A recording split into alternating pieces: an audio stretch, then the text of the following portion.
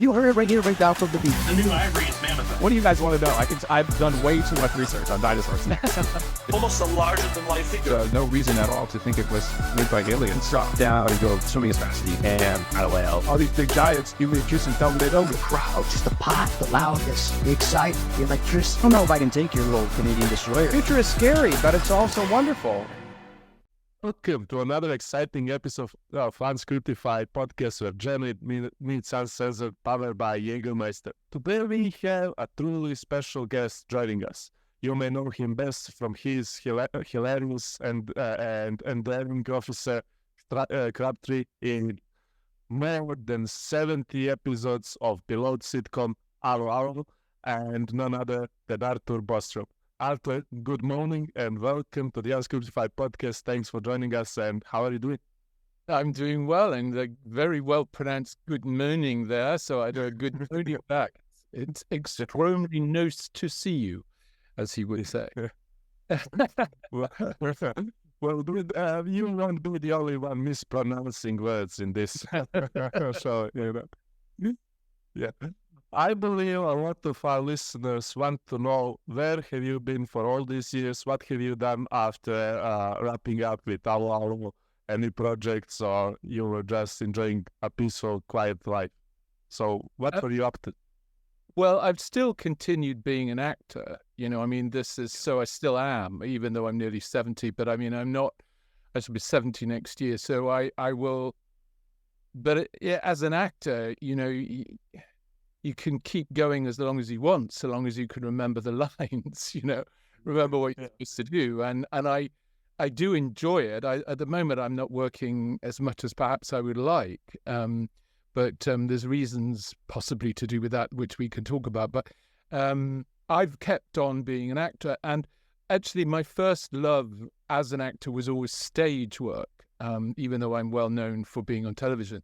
And I don't know whether you know, but there was a stage version of Allo Allo, which on in Great Britain, and also we toured to Australia and New Zealand with that as well. So we got the best of both worlds with that. But I've always loved being on stage, particularly in comedies, and making people laugh. So whenever I've been able to do that, I've enjoyed it. I have done some television roles since, but I think since Allo Allo, it's been quite difficult, because this is a big kind of point I can make, is it's my character has become so well known, turns out all over the world, and still I thought, well, eventually it'll get forgotten, but it isn't. This is the reason I'm on here.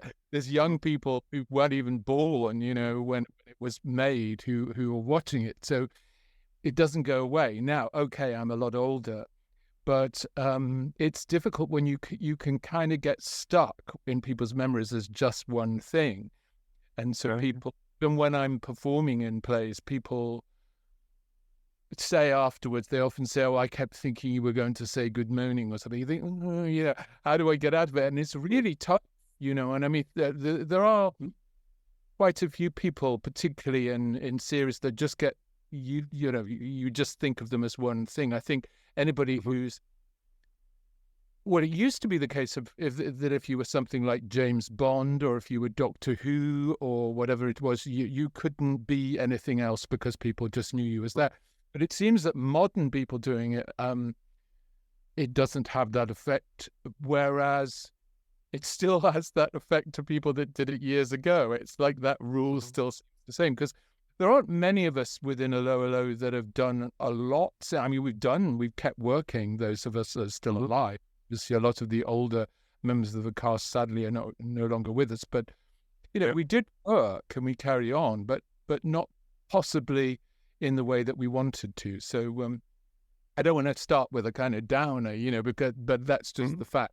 So to answer the question about, I have been doing other things, and I've also done other things. There was a while when I thought, well, I could do something else. And so I did actually become, for a while, a life coach, if you know what that means, coaching work. And I did that particularly with young creative people, and I really enjoyed it. I was trying to find something else that I enjoyed doing as much as acting, and I did find that, and I'm actually probably going to go back to do more of that soon. But also in modern years, I've actually toyed with the idea of having a podcast myself, like the rest of the globe. And I know it's very interesting to track your progress. I've seen your chart of when you started and how you got up, how you build up, and so that's something I'm thinking of, particularly.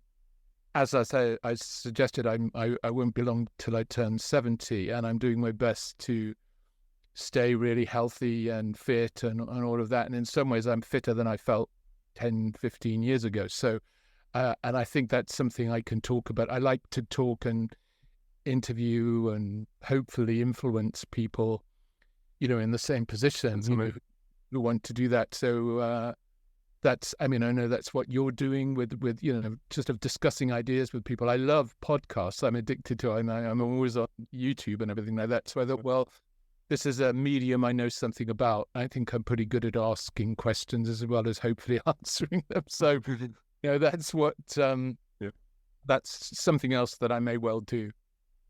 Mm-hmm.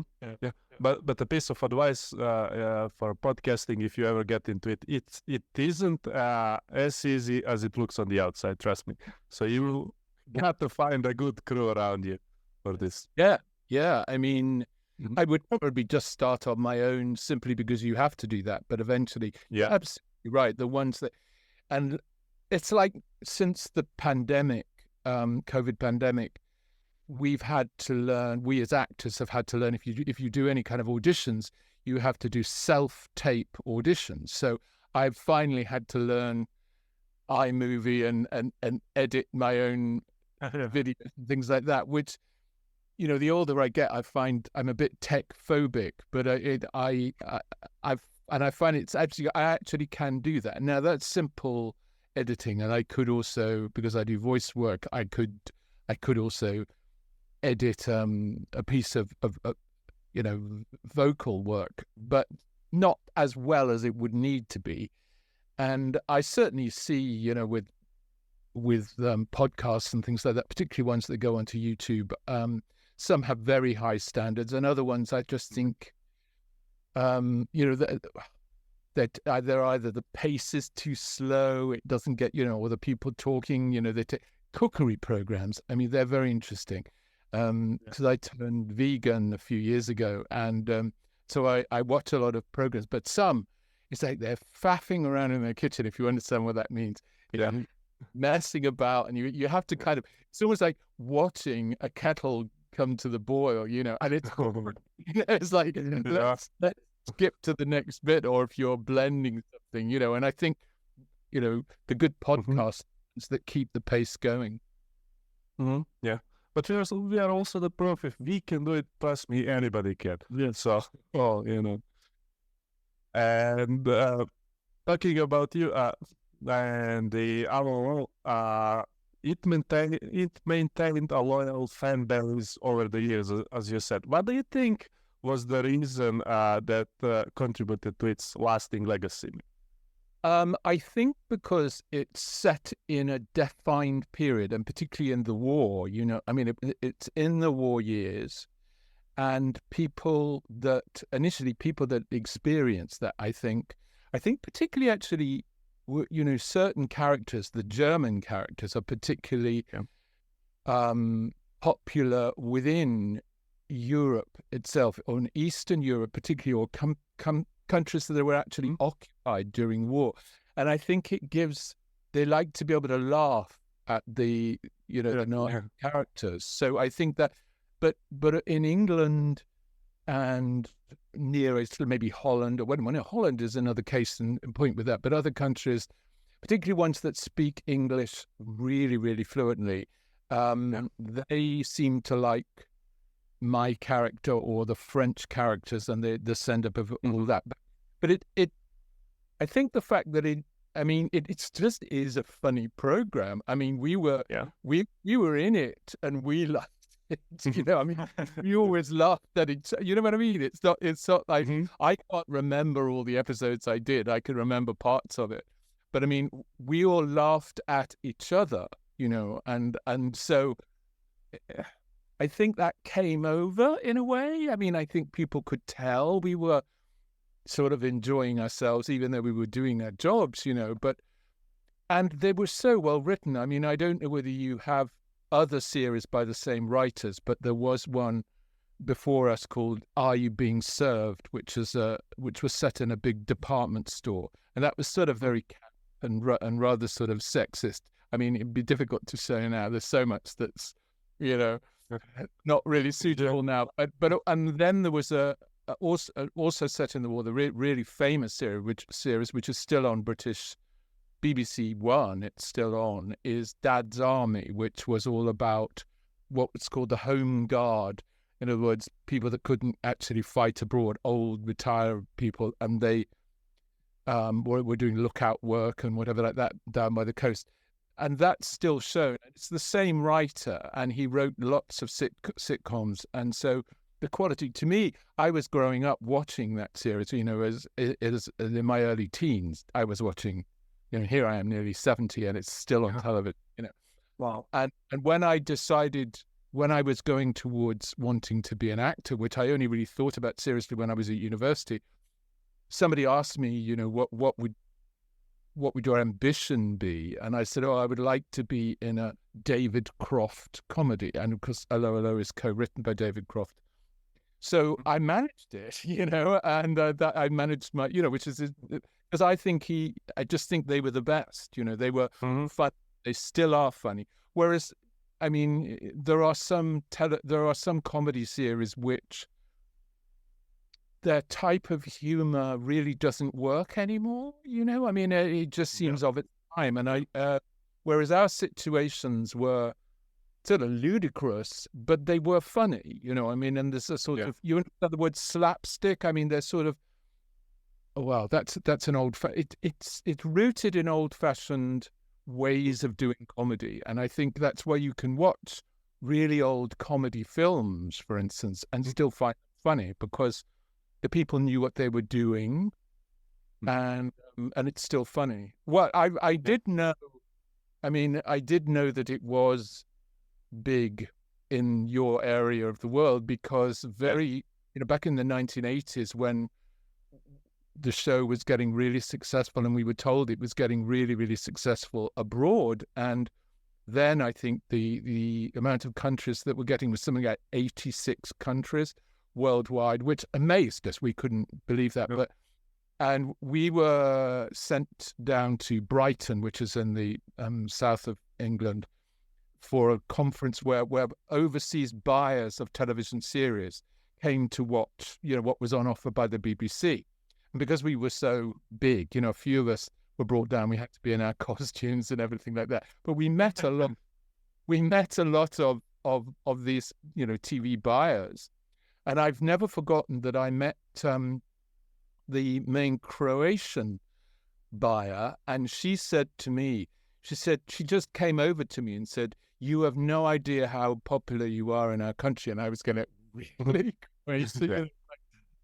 I couldn't get my head around it. She said, "Yeah, every day people are greeting each other in Zagreb with good morning," and you'll find it incredible.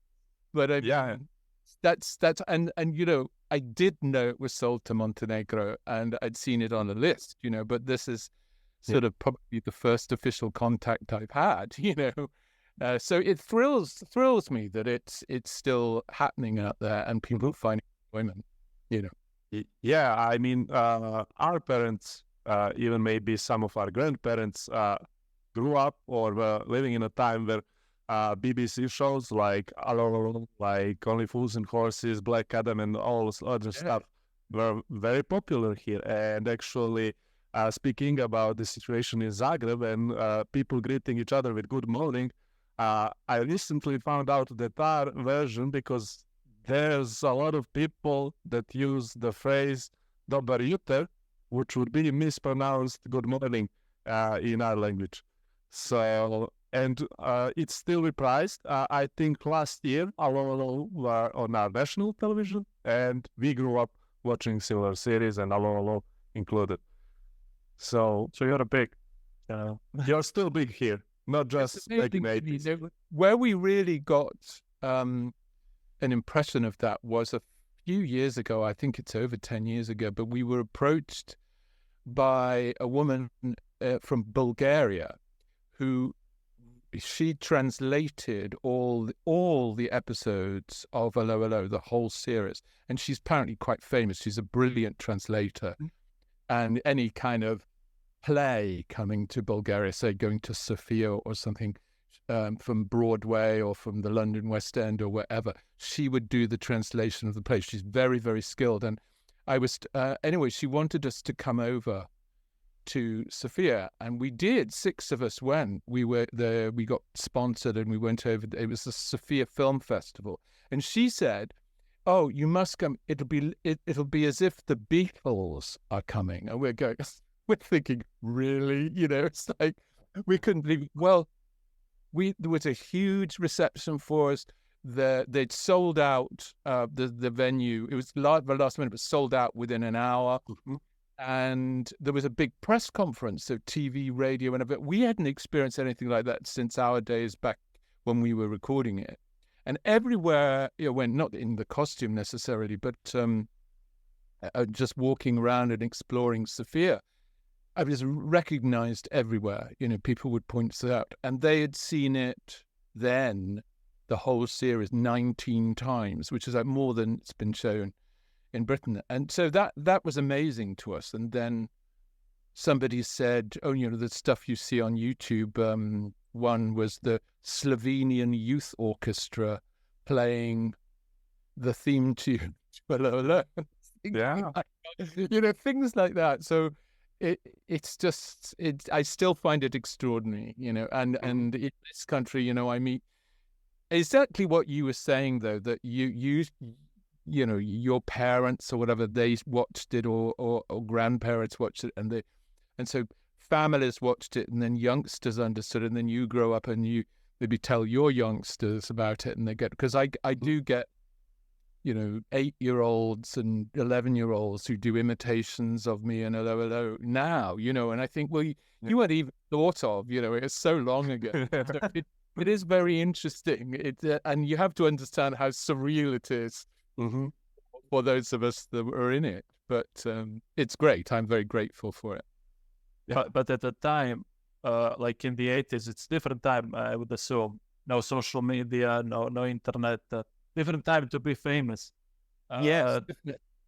Different time. So that when, as the series was airing, were you like super popular at that time, in a sense that, because it was a different time, that people knew who were you then, like personally, and was there a huge buzz when the seasons were coming out? Yeah, like, what there really was, and I joined in the second series, which you probably might know, but so I already knew about it, you know, and I had done a small part in one of their previous series, so, and that's how a lot of people in Allo Allo came to be in it, because David Croft, who wrote it, would remember people that he liked, and he would remember and think, oh, he or she would be right for that. But so I was watching Allo Allo and thinking, wow, I'd love to be in this, because it started, it was immediately funny from the beginning. Mm-hmm. And it built up. So even by the end of the first series, it was already a big hit.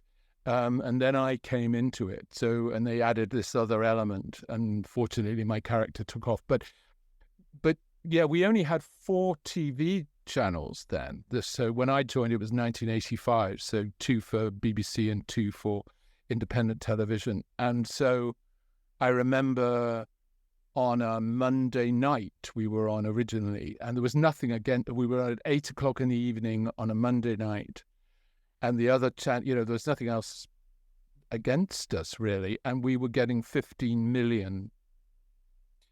You know, which is which was then a quarter of the population. So, yeah, 1 in 4 people would know it. So, and that's an interesting thing, because people, yes, so I became, you know, those of us in it did get recognized a great deal. You couldn't, almost as we, you know, I was not known, and then it started to be shown, and suddenly every time I went out, it was like people pointing and because I'm 6'4", I'm very tall, and I had just the mustache. Mustache, Then. yeah. But yeah, it was a dead giveaway, But I think I always have to remember this though. So 1 in 4 people were watching it, but I had to think 3 in 4 people aren't or could care less. So this notion of, oh, everybody knows who I am. I never assume anybody knows who I am, and if they do and they liked what I did, that's great. But I don't. I've made that was a quick calculation I made at the beginning. Yeah, 15 million. You can't even take it in. And I worked out when we did the stage show, for instance. We were in the West End of London. We did 5 seasons there, and 2,000-seater theatre. And I worked out one day that in order to play, we were sold out every night. And I thought, in order to play to everybody who watched us on television, we'd have to do that show for 32 years. Which is crazy. Yeah. What was your question? I do have a tendency to ramble on. No, but No, you answered. I just so it was so big. And then what happened is when it got more and more popular, the BBC started to use us for the ratings war, between BBC and ITV. And there was a series by the singer Cilla Black, who you may or not may have, a big star in Britain, and they put us on against her.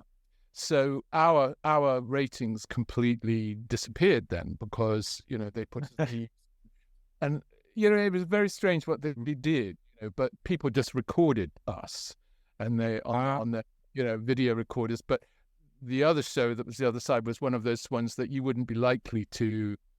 I think it was a live program, so you watched it live, whereas ours people would record and watch later. So, but didn't use to count to the ratings at the time. So, but it's all changed now. You can see compilations of stuff on YouTube. You can see it wherever you want. But on demand, yeah, also on streaming services and similar. Yeah, but looking back, is there anything you wish you could have done differently, maybe with this role of Officer Crabtree, or what were some of the biggest challenges that you encountered on the set of Allo Allo? I can't think that there's anything I would have done differently, but I can give you an example of really what the main thing I had to concentrate on was, and I can tell a story against myself, if you like, because because it was when we used to film in the early series, we film on location, filmed, and so anything that you saw outside in the forest or in the chateau or somewhere else, by a railway line, there's ones with it. They were all filmed in a block of filming that lasted for 3 weeks. And then we would go into the studios in London and rehearse and do 1 episode a week. And so studio audiences would be there. That laughter is real, 350. Yeah, 350 people watching it. And so we would record that in one night, and they would slot in all the pre-filmed parts. So you could perhaps see me walking across the village square to Cafe Rene, and then I'm about to open the door. And that could have been filmed a month ago. And then I'm walking through the door on the set. So that's how it was all put together. They would show that previous scene on monitor screens in the studio. So, and it was a continuous thing, so that each scene blended together. So that's how we did it. But we didn't know. Everybody was very, I know when I joined the company, and this character with this way of, because it was written as I was supposed to say it. So, with all the wrong spelling of the thing, getting the things the wrong way around. And you were as well, sorry to interrupt you, but you were as well fluent in French at the time, right? Well, no, particularly, I studied it at school and at university, but I never used it enough. But I can speak French, and not with a not bad accent, so it was difficult to kind of not. But of course, I'm really speaking a kind of mixed up English, with a French accent, but yeah. So, but we didn't know if it was going to work until that first episode where I first appeared. Everybody had, their fingers crossed and thinking that it would. And I thought it had a good chance because I thought it was a brilliant idea. Well, it did work really well. And then the next week, so we're rehearsing my second episode, and I had a scene with Renee, and I'm in the cafe and I'm rehearsing it, and I noticed that David Croft, producer, director, as well as writer, was watching, and he didn't look very happy when I was walking. I could see, I was doing this thing. He looked quite annoyed, and at the end, when I went through the scene, he said, yes, we'll try that again. And this time, Arthur, don't come on knowing you're going to be funny. Now that is the best acting note I've ever been given in my life. And David Croft never used to give you a note if it was not necessary. He gave very few notes. But if he gave you a note, you'd better do it. Yeah. Because all his successes and decades of it, all of his experience. And that was the key to doing Crabtree, because the whole thing about him is he doesn't realize he's speaking back. And the second you got that kind of wait till you hear this look on your face, do you know what I mean? It goes. So half of the success was be absolutely serious always.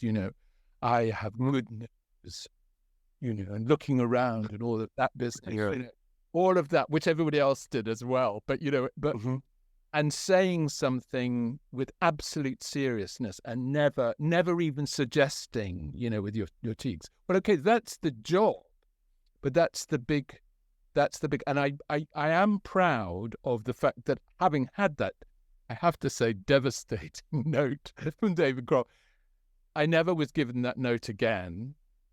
And I actually think in later series, people were in the cast a bit kind of overdoing it, which you've got to be, whereas my favorite character in the show, and I used to often be with her, was Michelle of the Resistance. So Kirsten Cook, I just thought her performance was brilliant, and she was always dead serious. She would come, listen very carefully, say this to anyone, it was wonderful, and I often came on with her, and she would castigate me for my stupidness, and all of that. She would really tear one off. But, I used to model, she was my inspiration in other words, and I think she never lost that seriousness. I don't think I did either, so I'm proud of that. But I was never this may seem odd, I was never comfortable on television, doing television. I get very worked up. And it's taken me, whereas I think some people are absolutely natural on a camera, There's an expression, the camera loves them, In that show, Vicky Michelle, who played Yvette, she'd done a lot of modeling work and whatever like that. But I had photos taken with her on many occasions, press photos, and I didn't really know how to look at a camera, and I didn't, I've learned a bit better. But she, whatever, they'd show us a Polaroid shot of the two of us. She'd be looking amazing, she's a beautiful woman, And I was like, I'm not focusing, I'm not doing so. But she taught me stuff about that, looking into the lens and all of that stuff. I love it. And gradually, it took me a long time to feel confident of being on there. Now, which now I watch myself, if I don't go out of my way to watch myself on television, but I've seen myself and I think, yeah, that's actually okay. But at the time, I would watch myself and I'd think, oh, I'm blinking too much. And what am I doing? What's my nose doing? And, my hair's, I would be so critical of myself. And the only way I got out of that habit and sort of relaxed a bit myself was by watching not other actors in other series, not necessarily Allo Allo. And I just watch one person in a scene, and they're like blinking, or they're taking a sniff, or they're touching their ear, they're doing all those things. But I thought, it doesn't bother me because it's not me, it's them. So that's the only way I got out of it. So now I really enjoy doing telework or video work, and I feel relaxed. But whereas I used to feel very relaxed on stage, much more than on television. So IKUZO.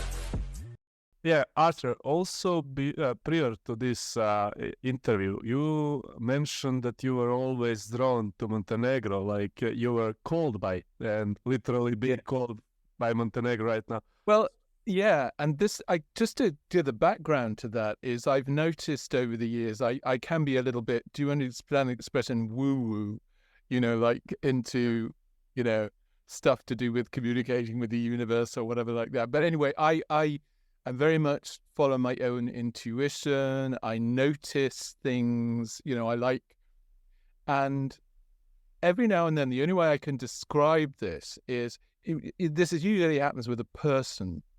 So I'll be watching a TV show, say, and I'll just particularly notice someone. There's a British expression, we call it clocking someone, but that means, you understand that? Do you know what I mean by that? Yeah. So I particularly clock them, and then, having noticed them, they keep cropping up, and pretty well always I end up working with them. This has happened quite a few times, but it can also be a place. And I knew of Montenegro, but I particularly picked it up in the Bond film, which has got the Casino Royale. Yeah, Casino it's supposed to be Montenegro, but apparently it's the Czech Republic. But I just was very interested in that anyway, and the landscape being depicted. I don't know whether that was in Montenegro or also the Czech Republic or whatever. But even so, I thought, well, and I know it has a very interesting history of, it's been part of this, it's been part of that, moved and all of that, but the fact that a lot of people are going to Croatia next door, but I don't hear of many people going to Montenegro, and I'm sure they are now, because it's become much, much better known, and that's a good thing. But I like to go to places, I'm drawn to places where not necessarily everyone else is going, and so I know you have your capital city. I can't pronounce it. It begins with P, but Podgorica. Thank you, Podgorica. That's good. But I would want the idea of traveling around by train. I would love that. And really exploring the country. And actually, that would be agony, because our trains are just a few hours late. Well, ours can be even out. When they are in working good, when it's time, the scenery that you can get is beautiful. But the efficiency isn't. Well, to me, it's part of the experience. I mean, I don't expect. I like to, when I'm traveling, I'm someone who likes to be where the people from the country are. I like to meet. And I'm not interested particularly in holiday places, I like to see beautiful buildings. I like to, but I'm not great with guided tours and stuff like that. But anyway, so I've had this notion of going to Montenegro. It's on a short list of places that I thought. And so when I noticed that I thought, well, this is all part of that process. And it is. It's the fact.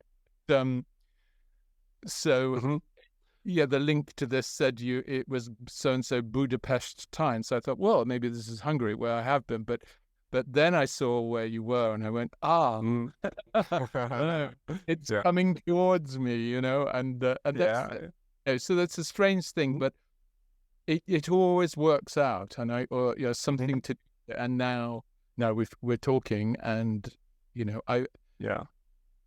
it also, I would never have imagined, being known in your country, but of course. Well, if you dye your mustache when you come here and your hair, trust me, you will be as much a big celebrity as Magic Johnson is right now.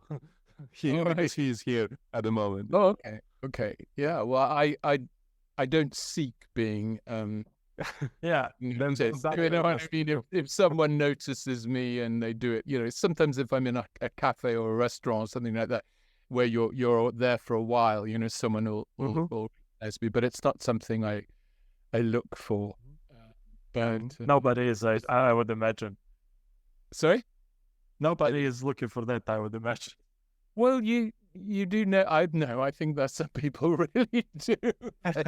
they really get off on it, but I've never done that particularly. Yeah, but like you mentioned Croatia, one of the reasons. Well, now our media got around a little bit of that, but previously, like when celebrities got into Croatia, they could never go unnoticed because media would immediately report it. This is who came in. This is with the yacht, and we weren't ready as that. A lot of celebrities would come in and famous people, but nobody would know about it. So that's why they would love going on here because not a lot of people knew they were actually here. Yeah. Yeah, that's Yeah. Yeah, especially shy guys like De Niro. He even opened Nobu here and was a frequent guest, and nobody knew. So, well, it'd be quite nice to be able to just come and go virtually unnoticed. When you've been in the spotlight and you've been on television, you recognize it's fascinating. It then becomes difficult or whatever like that. But I'm often read about how, like, big stars, if they've got an opinion on it about how they cope with it, whatever like that. And I remember reading something from Sting, and when he lived in New York, he discovered that he could just go and walk. He could put a greatcoat, a long sort of coat on, and just walk around.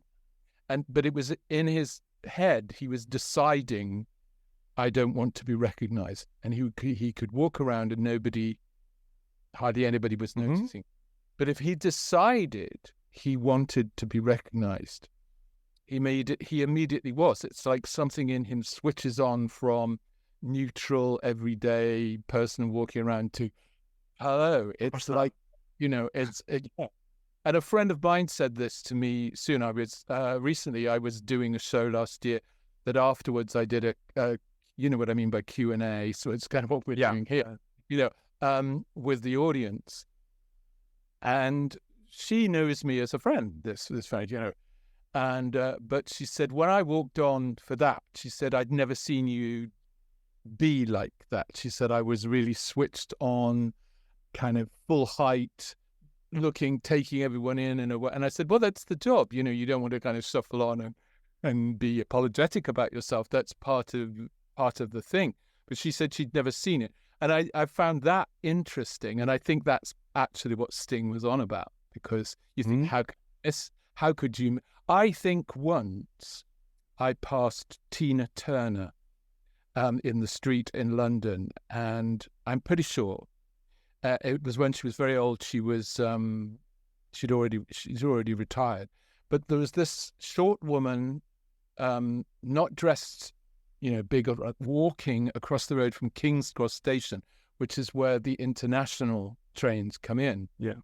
So I thought it's feasible she could, and our eyes met, and there was something like, and in that brief thing, I thought, my God, it's Tina Turner. I'm a huge fan. So, but I didn't stop her. I didn't interrupt, because I sensed she wanted to be, she just got off the train, but our eyes met and there was a communication, and I think she knew I knew who she was, and she acknowledged that, and I let her carry on. And I think I hope that what she got from me was positive, but it was, but she was in she wasn't being huge, you know. I mean, she wasn't being she is on stage, because that would be very difficult to do in everyday life. So it's very interesting. Yeah. How did we get onto that subject? But I don't know, but it's cool and I like it. So, it's interesting, isn't it? yeah. Yeah. But let's go back to Allo Allo a little bit. What was the atmosphere on the set? How did you maintain this high comedic energy throughout the series? Yeah, good question. I think because it was in the early series, which David Croft directed himself anyway, he was very... It's like, you know, the captain is on the bridge of the ship, you know? I mean, and so it went very smoothly. But he loved his own work. And Jeremy Lloyd, who co-wrote it with him, who is an actor himself, but also a writer, he got well known on television as well, particularly in America. And when they were watching us do what we do, you know, David Croft would be watching us because he had the visual thing, and Jeremy Lloyd would be listening for the whether the sounding, whether we were doing the comedy right, if we were making it land correctly for the tits. It's technical, you know. It is a technical thing. If you're losing any of the words, you know, it's like people that say, you know, you say, yes, I went out today and I did some shopping. What I've actually just said is I went out today and I did some shopping. But a lot of people drop their voice at the end of the line. Yeah, you know what I mean? And you just get a word. And so as an actor, you've got to make sure, and you do see it in movies, you miss whole, people mumble a lot, you know, and you think, I didn't hear that, you know.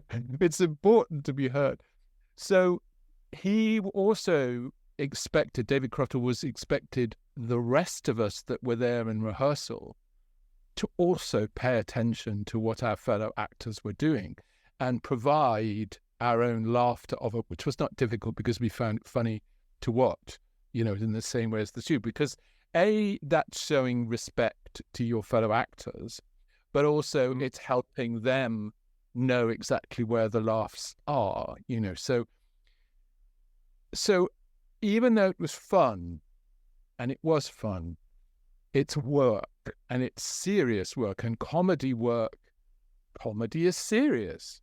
I've had one or two people say to me, you know, I find it very depressing when they do, where a woman once, an elderly woman I was talking to at a party who I didn't like, but she was picked on me, and she asked about my career, and she said, and she summed it up by said, and have you ever thought of doing anything serious?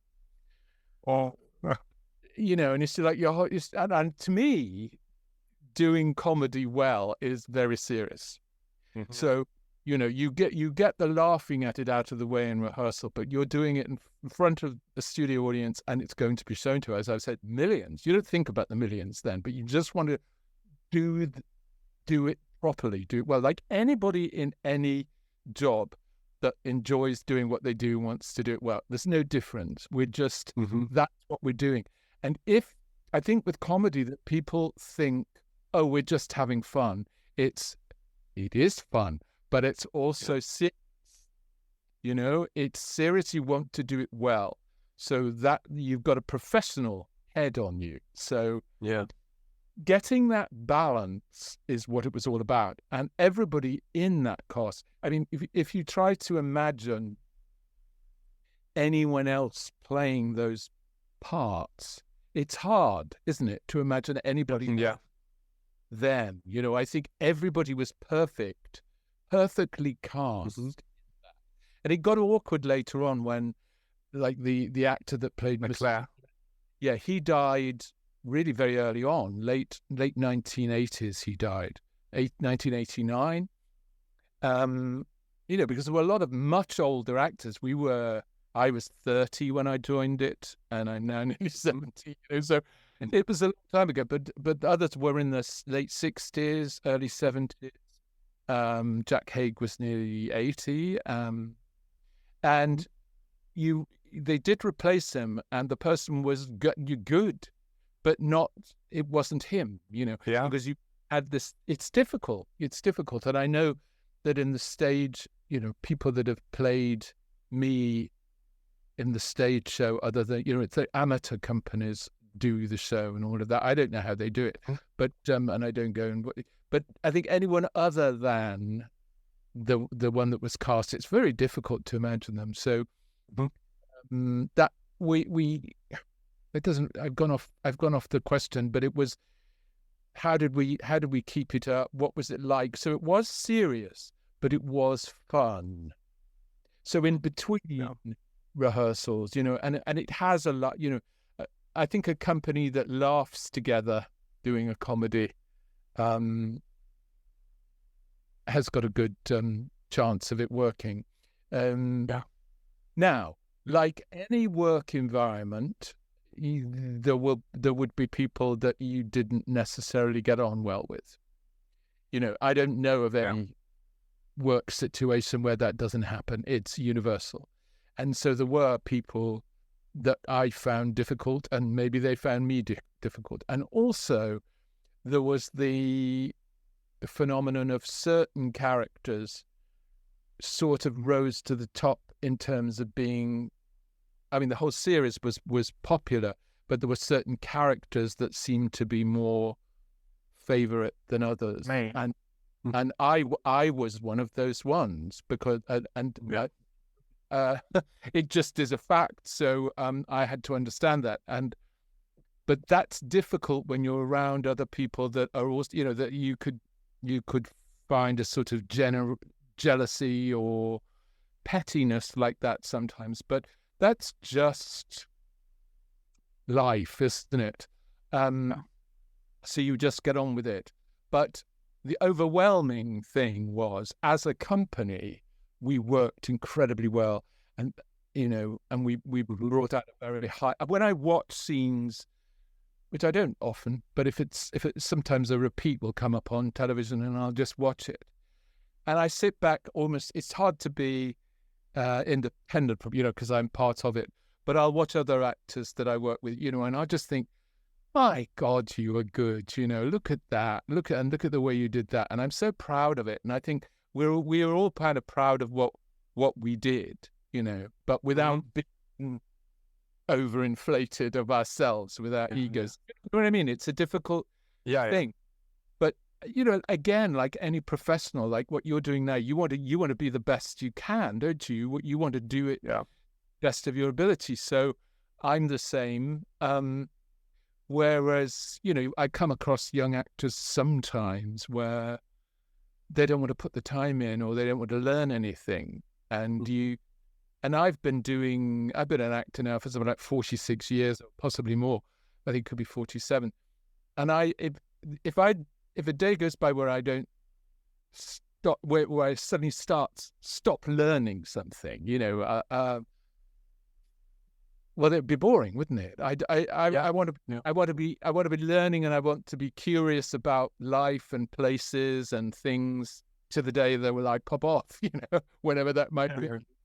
I just like being curious about that and getting better at things. In my mindset, it's natural to be so, and I kind of expected everybody to be as that as a kid. So when you grow up and when you meet other people and you kind of get it, the world ain't all rainbow and sunshine, it's like you thought. Have you maybe stayed in touch with any of your co-stars, or do you maybe discuss a possibility of a reunion or special episode once again, because you had those specials back when everybody was alive as well and similar? Yeah, we have, and we did do one reunion thing with about 6 or 7 of us, and I don't know whether you've seen that over there, where it was a combination of a documentary, the making of it, and that was done, made by another production company. It was actually, I just moved to Manchester then, and within 2 weeks of moving there, that's when that program was made in Manchester. And Allo Allo had nothing to do with Manchester. So I invited quite a few people I knew from Manchester to come and see it, and it was very strange doing that, but. That was, and I never thought I would be in the costume doing more lines for television in terms of that. But Yes, we did talk about, there was a talk about doing, another version of, a way of doing the stage version of the show again. Because that show I was just telling you about that was on television kind of had characters coming into it like years after the war. Yeah. And it 2007, right? Yes, that's right. Yeah. And but so it would be 30 years after war, the time that we were actually, pretending to be in. And, so that what had become of people. Well, I think Yvette was married to Rene. Yes. And various other people came in. Lieutenant Gruber was there. And, he was a driver. Yeah. For Mimi. Yeah. Yes. And Mimi was married to Leclerc. I was still a policeman. Which I thought was perfect. I thought, because Jeremy Lloyd wrote that on his own, and I just thought that was great that he'd never bothered. I think I had a line in it that said, I like it here. I like the life. Yeah. And after all, I spooked the long watch. It was like, but his language hadn't got any better. So but we did, a few of us that are still alive. There are a few of us, that we were the ones that were younger then, and now we're the old ones. But it has been talked about, but it didn't get anywhere really. There was talk of doing it, and part of me is glad because I think that the success, it could never, anything that we do now could never be as good as that. Yeah. So I mean, it's like it's in a time capsule. That was great. We were all on our, and we're much older now, and it could be a bit sad, I mean, yeah, there's something being done. I think with the stage show in London, for instance, of for heaven's sake, John Cleese series.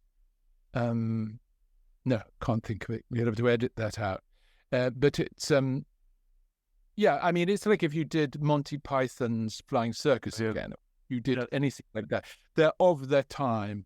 And so we made so many episodes that, just go and watch them, Yeah. To answer the question again, it has been discussed, but it hasn't come to anything. And I'm at private, my opinion is that's probably a good thing. Yeah. Yeah, it's also a question, would it, appeal to modern audience with all the stuff going on in the world? So, well, I mean, like repeat shows on television in Britain now of Allo Allo, so I gather, have a kind of warning before the series that, like there'll be sexual innuendo in it or phrases that are not sort of, because everything's politically correct, I mean, and I think, oh, for heaven's sake, I mean, whereas I do think people can accept things from an earlier time. You can't expect it to be of the way that we are now. And I think a lot of modern sitcoms, I mean, a lot of BBC sitcoms, there's a big criticism coming up, I don't find funny. I just think, when's the comedy on, And a lot of people say this to me at, I sometimes do fan conventions or other sort of events, and I turn up. I don't do many, but I do turn up. And I was at one a few weeks ago, and pretty well everybody that came out to me said, "Oh, we still love your show," and they don't make shows like that anymore. So yeah. That is the reason it's still being shown, because nobody is making anything like that. So, in some sense, it's my opinion at least, that artists or already has become a slave to political correctness. Yeah, so, really well put. I agree. I totally agree with that.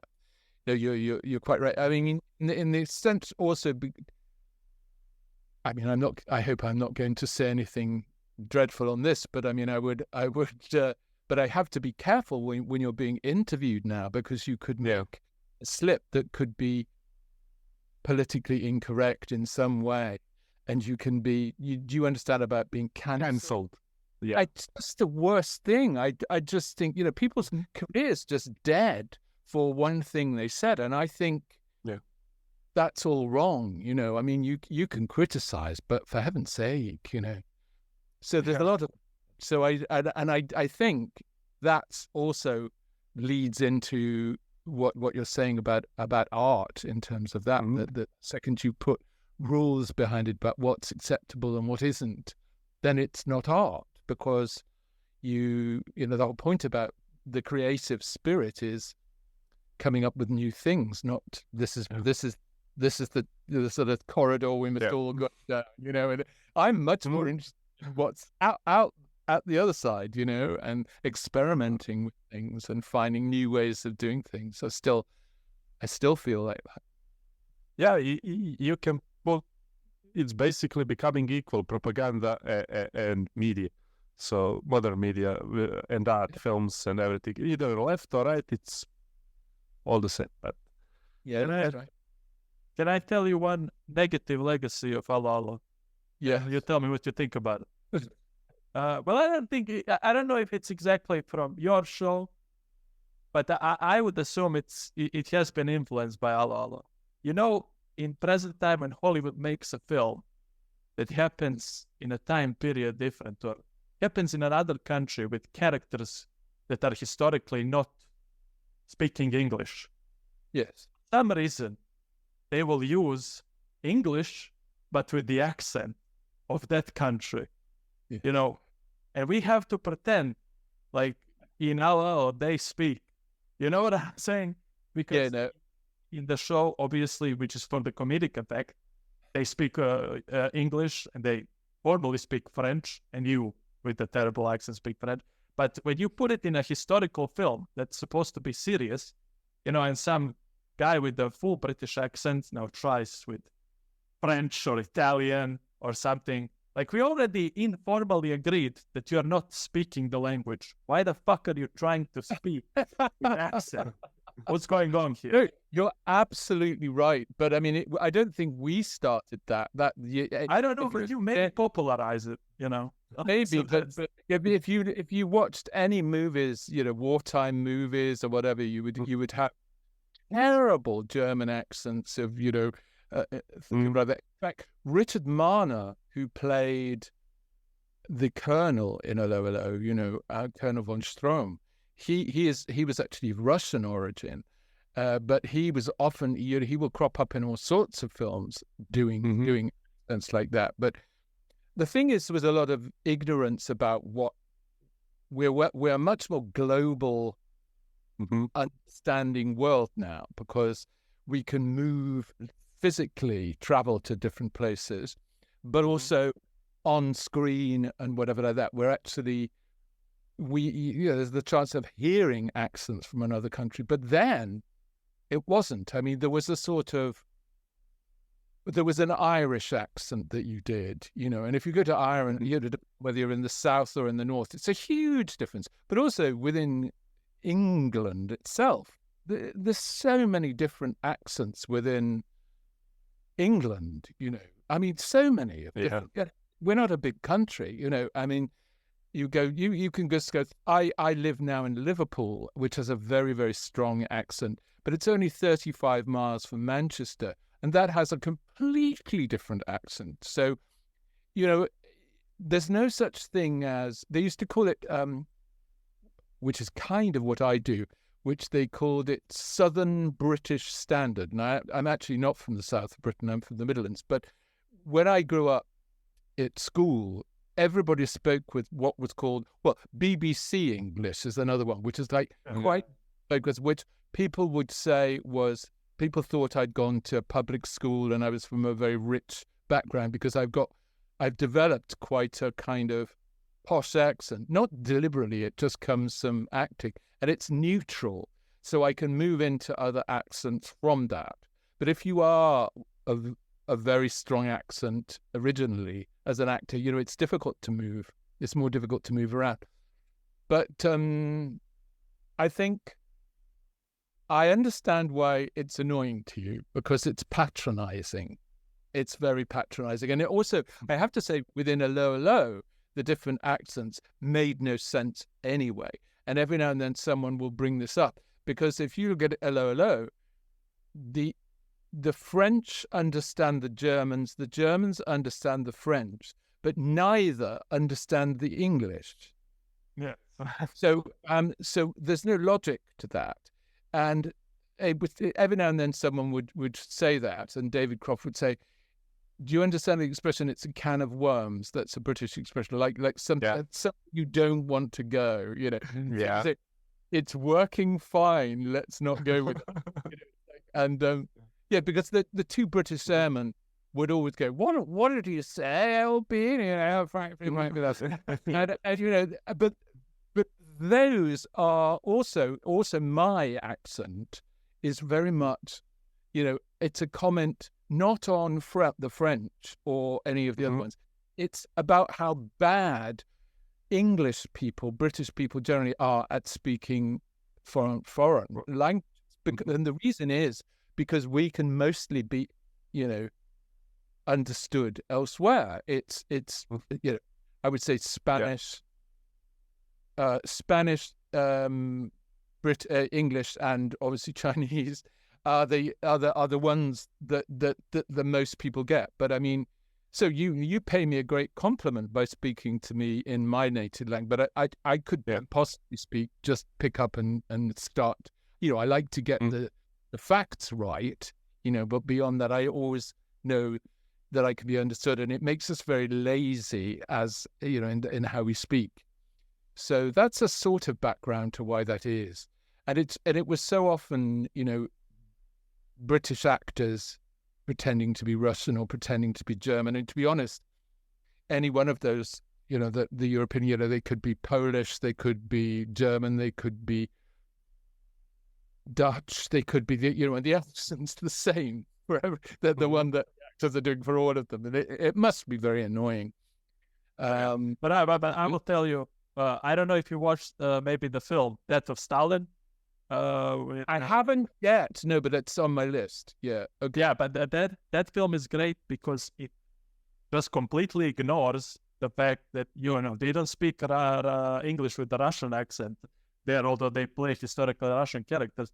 But Jason Isaac is speaking full Yorkshire accent as Zhukov, and he doesn't give a fuck, and it's beautiful, you know. So they're just going. No, wait. Yeah, that's really good to know. I'll watch that because that's something. It's hilarious. Well, that's great. I will watch that. And I like Jason Isaacs anyway, but I you know, my respect for him goes up even more now. But I've thought about why do we do this? You know, and I'm often asked it. I have played parts with different actors. I mean, here's the thing: before I got Allo Allo, I'd been cast in a series called Return to Treasure Island. Treasure Island being that famous children's stories, and this is like carrying on from the story. And it was a huge thing, filmed in Britain, but elsewhere. It was co-production with Disney, and it was a huge, big, you know, multi-country thing. And I got this part as a Spanish aristocrat called Don Felipe, who spoke with a Spanish accent and a pronounced lisp, which that was a sort of thing, you know, they spoke like this, that is going on like that. Well, I came straight from doing that, literally straight. And I was a month out in Spain filming that. I came straight from that to Crabtree in Allo Allo. I mean, with a day. So, you know, I flew back from Spain, and the next thing I did was that, you know, so that's what we used to do. But now you would probably have the real thing. But I do see people it's still done with these bad accents or generalized. And I would want to get it right. But it's because in the context of the film is, this is, you know, he's wearing a German uniform or so and so, where you know what country you're in and you know what they're meant to be. Yeah. And let's just, you know, people are bright enough to work that out, that they're not English. So just let's yeah. Otherwise, I think that's a really, really good criticism. I was a bit worried when you were about to ask that. No, what's what we call the brick bats? When you get knocked down. Something I want to say though, talking about that. Sorry, what were you going to say? Go on. Yeah, when you get, because sometimes you can, when you get full on criticism for something, particularly in a live interview. And I once was on a radio interview years ago, and local radio, and there was a section of it where people could phone in and ask questions. And this man came on who had been a member of the Polish resistance in the war. And I was thinking, he couldn't see me. I was on a microphone, but I thought, oh my God, this is going to be really, really bad. It's going to really send us up. And the most extraordinary thing happened was he said that to him, he was a big fan of Allo Allo. And even though he had been in the Polish resistance, he said, your show to me is actually more realistic than shows that depict the French resistance or the resistance movement as if they were for real, the serious program. And I went, really? He said, yes, because we would never have been able to do what we did under those terrible conditions where you could be shot at any moment. We would never be able to do those things if we'd not retained a sense of humor. And he said, and also everything in the Allo Allo's people, you understand the expression cock-ups, everything goes wrong. Yeah. So he said that's humans at work in a difficult situation. There's going to be cock-ups. And so ours was exactly like that. We were always making mistakes and, nearly getting blown up, or we were whatever like that.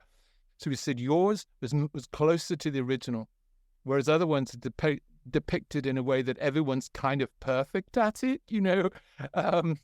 Which would people be automatic, people that volunteer to do something like that? Of course they're brave, and of course they're doing the best and they can whatever, but everything isn't going to work, and all of that. So that was a very interesting thing. IKUZO. It's also a little bit hypocritical talking about accents right now, especially because me and Luca, we are not trying to speak with English accents. We speak as naturally we would speak with Montenegrin accents. So, and also when you have roles like Christopher Waltz in Inglourious Basterds being praised for his German, you have scenes with Brad Pitt also butchering Italian, and they are all speaking English in the whole movie, and everybody understands each other. So it's a tricky thing, isn't it? It really is. Yeah. And regarding Officer Crabtree, what was the audition process like? And did you use maybe some known personalities or specific inspirations to develop his character? Yeah, I did actually, and the audition was very sudden because it turned out something I didn't find out for a while, that the part had been written for another actor who at the last minute suddenly went off and decided to do something else. I didn't find this out for some time, but I did wonder because, I literally was waiting for news about another job. And when I'm waiting to know whether I've got a job, I can't do anything else. I can remember it was a Friday, and at lunchtime, I was walking around the house wearing a dressing gown. I hadn't even got dressed, properly. I was just waiting for my agent to say if I got this job and how much. I knew I'd got the job. I was waiting to find out how much money I was going to get for it.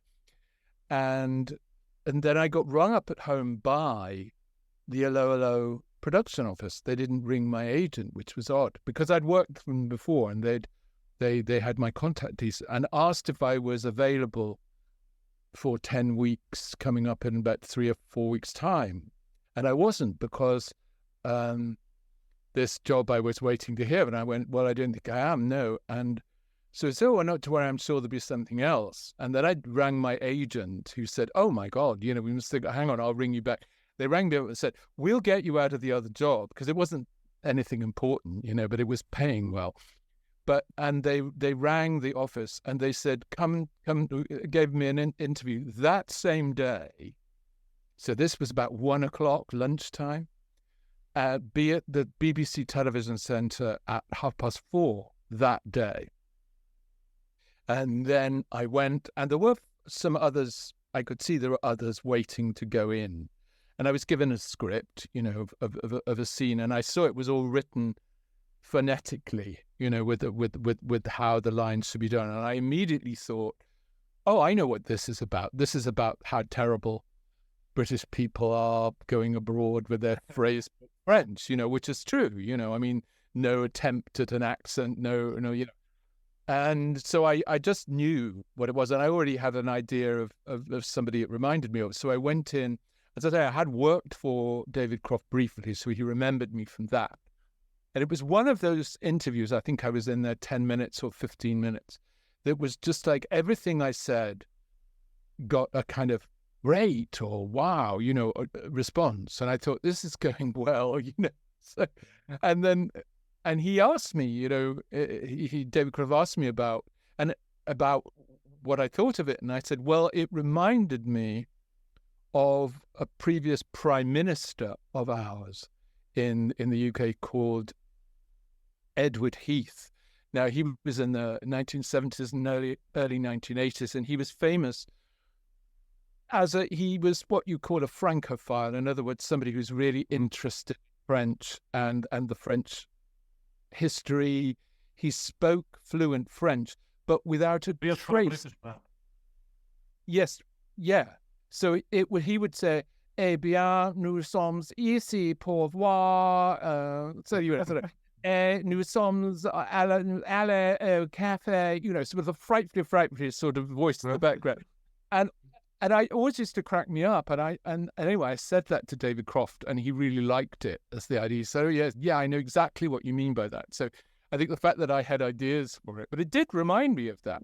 And actually, when we started doing the show and recording it, I was more English sounding at the beginning. So that first episode, I don't have much of an accent, but he rapidly, David Croft on location, rapidly said it needs more of a French accent to it. So that's how that happened. But what was the second part of that question? Because it was, so I mean, how did I had ideas of that? Yeah, how the audition went, and if you had any inspiration for the character of. So you basically answered it. Yeah. Yeah, I did. Oh well, that's it. I did. Well done. Yeah. Hey. Well, I do have a tendency to ramble on, So I mean, I lose my way sometimes about whether. Yeah, but in my opinion, that makes talks more genuine, more interesting, and more. No, if you in the end go into podcasting, that will only serve you. Trust me. Yeah. Yeah. I like it when people do that. Yeah, I mean, one idea leads to another and to another. So, that's how it began for me anyway. So, it was a very but what I didn't say, 4:30 on that, I had that interview on that Friday, and and this is before mobile phones or anything like that. But I got home. Yeah, I was living in London then, and there was an answer phone message saying I'd got the role. So that was 5 hours from when I first knew about it to having the job, and that was a Friday that changed my life. And I mean, here we are talking about it all these years later. But I mean, it was incredible. I've never had anything like that again. But it's when I knew it was huge, and I could see its potential. As I say, until it was recorded and shown to people, then it became very successful. But the role, as well as the series, but I could see its potential from the beginning. So it was my big break. That was the one. Yeah. There's iconic phrase you said in Allo Allo, and in fluent English, it would be the bombers were being chased by fighters when they dropped their bombs on the London docks. Could you once again? It'd be something like, what? Say that again, because I liked how you did it, but so I could get the phrase right. Yeah. The bombers were being chased by fighters when they dropped their bombs on the London docks. How Right. Crabtree Well, said it. I will do it in two parts. It would, Okay. it's something like the bummers are farting in the dips. I think it would be the dips, which is very weird. The last part, what part of it? They dropped their bombs on the London docks. So there's dicks. They dripped their bums in the London dicks. Yeah, that's Yeah, right. yeah. It had everything. Yeah. It was also people do say it's interesting to hear the true line because I'd forgotten that.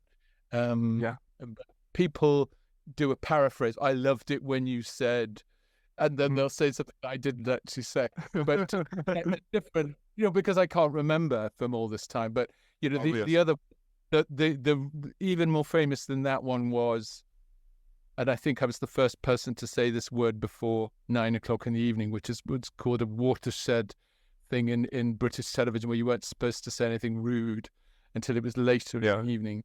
Children were watching, and I came in and I said, I was pissing by your...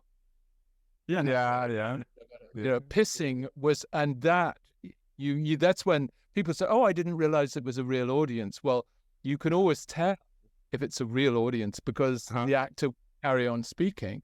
And I had to stand in that doorway, with that, and the laugh went on and on and on before I could finish the. And it was I was pissing by your cafe, coffee, I call it, So I was pissing by your coffee when I heard two shots, and shots, and then I went, you are holding in your hand a smoking goon. You are clearly the guilty potty. That was the whole line. I mean, it got such huge laughs. And actually, I have just noticed this. Somebody showed it to me only a few weeks ago, that scene, and said, had I noticed Richard Marner, who I was mentioning, was the colonel. And he's in he's in the front of the shot. And I never knew that he just couldn't keep it together. And he's in the shot, kind of going, like that. And I never noticed that. I'd never seen it. Obviously just looking at myself, but there was so much go. But everyone in that scene had to just stay in the moment and not move, and wait for those laugh, because that's what you do with a laugh. It's huge, and just as it's coming to you don't wait till it's over. You wait till it's the last bit, then you come in with the next bit.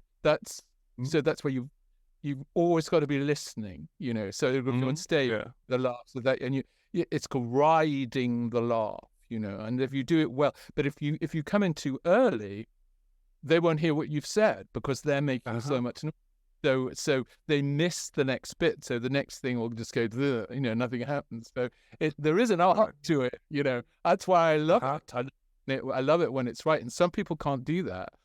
You have to take them as don't speak until their laugh's gone down. And they say, well, I can't just stand here doing nothing. I said, yes, that's exactly what you do.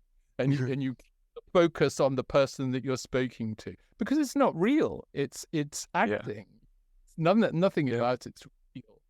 It's just and people believing exactly what you were saying earlier about if the guy's speaking in a Yorkshire accent, people will believe it because it's not real, Okay. What also made Allo Allo special was because it was one of these rare series or even movies, plays where actors, in this case Rene, broke the fourth wall because he was often talking with the audience. Yeah, that was special. Yeah, it was. Did you get the series Miranda? With a woman, she's in movies now. Yeah, well, she was a huge fan of David Croft's series, and all of David Croft's series, Dad's Army and other ones that I've mentioned, they always had the same format, and at the end, everybody got there was a big thing came up saying, "You have been watching." Did you get that? And then we have an individual thing of us, maybe a little bit of with our name in really big type, which was great, because now credits go, who anybody is. And I think that's not fair, because I think I'm somebody who sits in a cinema watching a movie, and I watch to the end. I watch to all the end of the credits, because I like to know, who is the assistant. I want to know who these people are, and I want to sort of respect their work, because you can't do it without a team. Whatever you're doing, you can do that. So, what was the point of that? Yes, I can't remember. You said I've gone off on it. Ask me another question. I think we are done with questions. Well, really, really good. Yeah. Because of the other obligations, but this is the conversation that can certainly go into the late night, And but to very wrap up, we also have a little tradition where we say a quote from one of our fellow countrymen or Yugoslavians on our language and translate it to English. So it's a little bit of a cultural thing in this podcast. And I've chosen quote from Yugoslavian rock singer Milan Mladenović, and in times of Yugoslavian war and similar, he said, "Ako je iko ko je slušao moju muziku uzeo pušku u ruke I otišao u rat, tada sam zalud protraćio svoj život." And translated to English, it would be, "If anyone who listened to my music picked up a gun and went to war, then I've extended my life in vain." I hope that's a clear message for everybody listening. Yeah, that's a really good quotation. Thank you for that. Thank you for that. Anytime. Yeah. Thank you for joining us for this episode. It was really fun. It's been really great. Thanks. And, your enthusiasm and everything like that. And thanks to everybody for watching the series. I just want you to know that, it means an enormous amount to me that people are still watching our show after all this time, and that it's giving people pleasure. Fantastic. We stay genuine, uncensored and unscripted, and we always will, as we have to order our usual. Share us and subscribe us, and stay tuned until the next Wednesday. IKUZO!